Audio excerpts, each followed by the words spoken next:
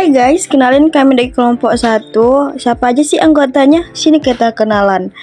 Yang pertama itu ada saya, Salsabila, ada juga Jia Mahfira Sreker, ada Arifa Maulida Penjahitan, dan juga ada Priyahmayani.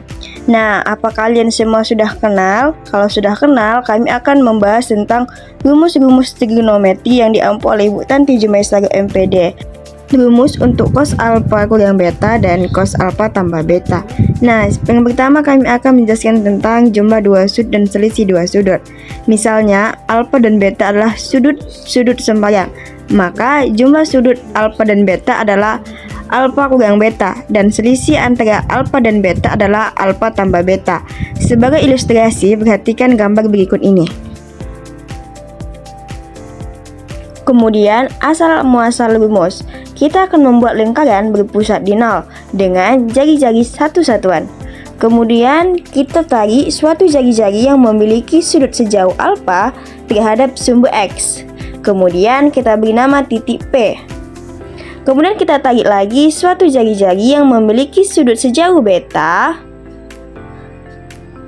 terhadap sumbu X dan kita beri nama titiknya Q. Kemudian kita tarik suatu garis dari P menuju sumbu X dan kita beri nama P aksen. Maka terbentuk segitiga dan kita keluarkan agar menjadi lebih jelas. Begitu juga dari Q kita tarik garis terhadap sumbu X, kita beri nama Q aksen. Terbentuk juga segitiga dan kita keluarkan. Hal yang perlu kita perhatikan adalah OP merupakan suatu jari-jari, sehingga tadi jari-jari adalah satu satuan. Begitu juga dengan OQ. Kemudian sudut dari PQV aksen adalah alfa, sedangkan QOQ aksen adalah beta. Nah, masih ingat kan perbandingan trigonometri sederhana? Coba, untuk cos alfa samping per miring, sampingnya itu kan OV aksen, per miringnya OP. Nah, karena OV-nya adalah 1, sehingga didapat cos alfa sama dengan OV aksen. Kemudian, untuk sin alfa, demi depan per miring. Depannya adalah PP aksen, miringnya adalah OP.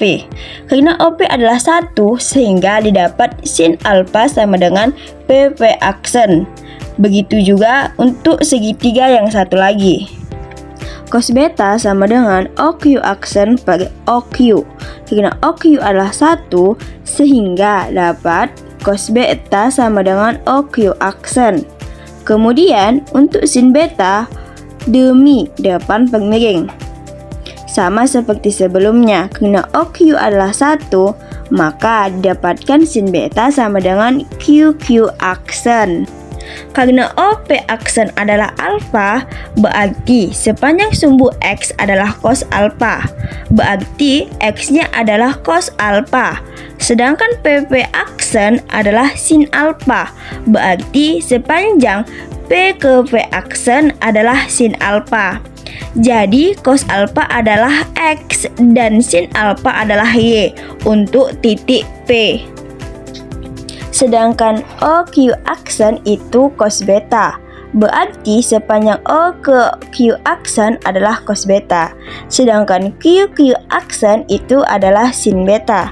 Berarti Q ke Q aksen adalah sin beta. Karena sepanjang sumbu X adalah cos beta, berarti titiknya cos beta adalah X dan sin beta adalah Y. Sehingga titik P adalah cos alfa, sin alfa. Dan titik Q adalah cos beta, sin beta. Panjang PQ dapat kita cari dengan rumus jarak, yaitu PQ sama dengan akar X1 dikurang X2 kuadrat ditambah Y1 dikurang Y2 kuadrat. Kemudian yang kedua aturan kosinus, yaitu A kuadrat sama dengan B kuadrat ditambah C kuadrat dikurang 2BC cos alfa. Nah, kita akan mencari jarak antara PQ. Nah, kalau dengan rumus yang pertama, cos alfa kita anggap X1 dan sin alfa kita anggap Y1. Cos beta kita anggap X2 dan sin beta kita anggap Y2.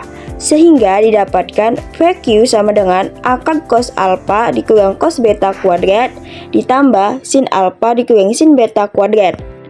Nah, untuk aturan kosinus biar lebih mudah, mari kita keluarkan segitiganya yang titiknya OVQ. Karena kita mau mencari jarak antara P dan Q, sisi PQ kita anggap A. Kedua sisi apsis lainnya kita beri nama B dan C. Dan sudut apit yang kita gunakan adalah alfa kurang beta. Sehingga kita dapatkan persamaan VQ kuadrat sama dengan OQ kuadrat ditambah OP kuadrat dikurang 2 dikali OQ dikali OP dikali cos alfa kurang beta. Nah, di sini kita mempunyai dua persamaan. Ini persamaan 1 dan untuk aturan kosinus persamaan kedua. Nah, selanjutnya persamaan 1 disubstitusikan ke persamaan 2, yaitu PQ kuadrat sama dengan OQ kuadrat ditambah OP kuadrat dikurang 2OQ dikali OP cos alfa kurang beta.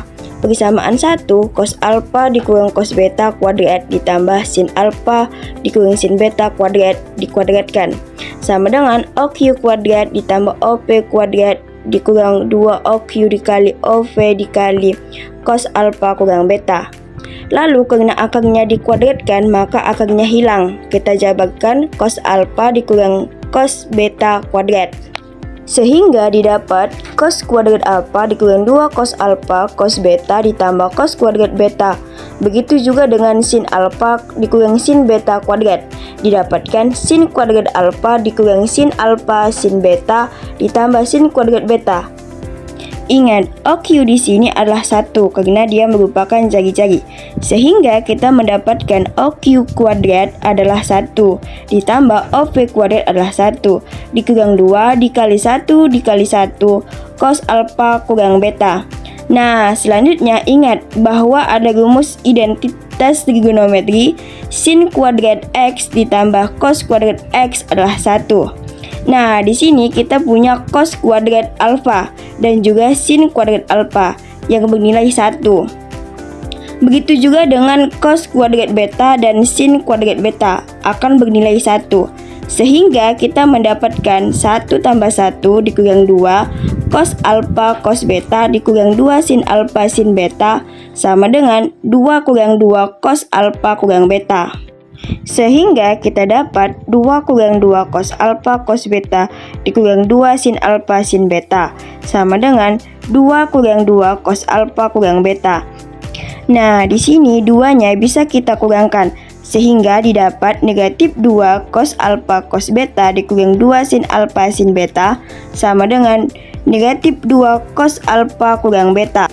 Nah, di sini sama-sama kita bagi negatif 2. Sehingga hasil akhirnya cos alfa cos beta tambah cos alfa sin beta sama dengan cos alfa kurang beta.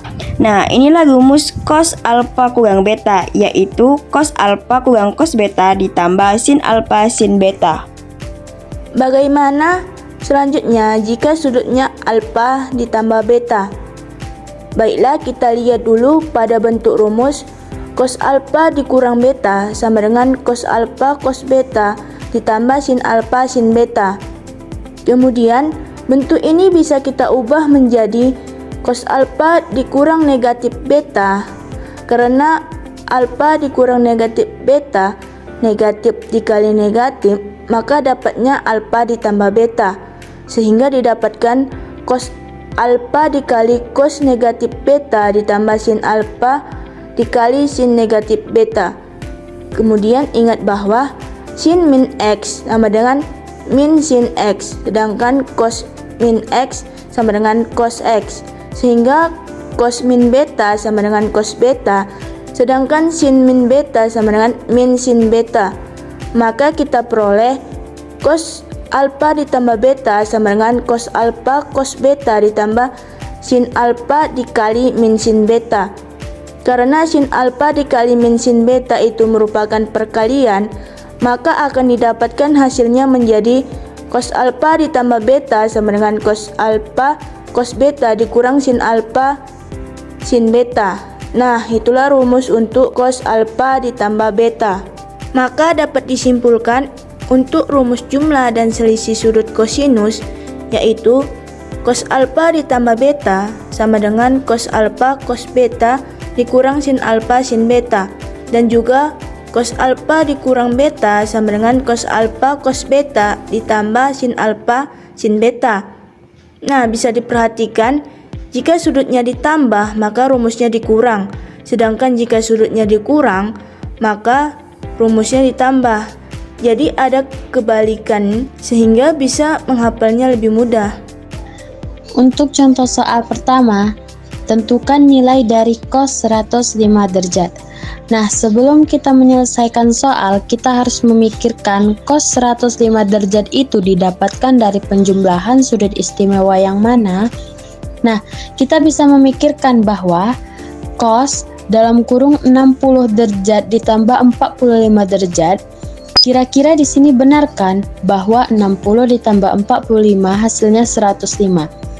Nah, kita anggap 60 derajat itu adalah alfa dan 45 derajat itu adalah beta. Kita pakai rumusnya, yaitu cos alfa ditambah beta adalah cos alfa dikali cos beta dikurang sin alfa dikali sin beta. Karena alfa dan betanya kita ubah, maka cos 60 derajat dikali cos 45 derajat dikurang sin 60 derajat dikali sin 45 derajat. Kemudian di sini kita jawab setengah karena nilai dari cos 60 derajat itu setengah, kemudian dikali dengan nilai dari cos 45 derajat yaitu setengah akar 3 dikurang dengan sin 60 derajat itu setengah akar 3 dikali dengan sin 45 derajat itu setengah akar 2. Kemudian kita kalikan setengah dikali setengah akar 3 itu 1/4 akar 3 dikurang dengan 1/2 akar 3 dikali 1/2 akar 2 itu 1/4 akar 6. Nah guys, jadi ini bisa kita sederhanakan menjadi 1/4 dalam kurung akar 2 dikurang akar 6. Nah, jadi inilah hasil dari cos 105 derajat. Oke, kita lanjut ke contoh 2. Tentukan nilai dari cos 15 derajat. Nah, langsung kita jawab ya. Sebelumnya kita pikirkan dulu cos 15 derajat itu bisa kita dapatkan dari penjumlahan atau pengurangan sudut yang mana. Nah, di sini bisa kita lihat bahwa 15 itu bisa kita dapat dari 45 derajat dikurang 30 derajat. Nah, 45 dikurang 30, 15 kan? Nah, berarti ini kita pakai rumus yang pengurangan. Jadi 45 sebagai alfa, 30 sebagai beta. Sehingga sesuai dengan rumus selisih sudut, cos 45 derajat dikali cos 30 derajat ditambah sin 45 derajat dikali sin 30 derajat sama dengan cos 45 adalah setengah akar 2 dikali setengah akar 3 ditambah setengah akar 2 dikali setengah, sehingga hasilnya adalah 1/4 akar 6 ditambah 1/4 akar 2. Jika kita sederhanakan, boleh ditarik keluar 1/4-nya sehingga 1/4 akar 6 ditambah akar 2, sehingga inilah hasil dari cos 15 derajat.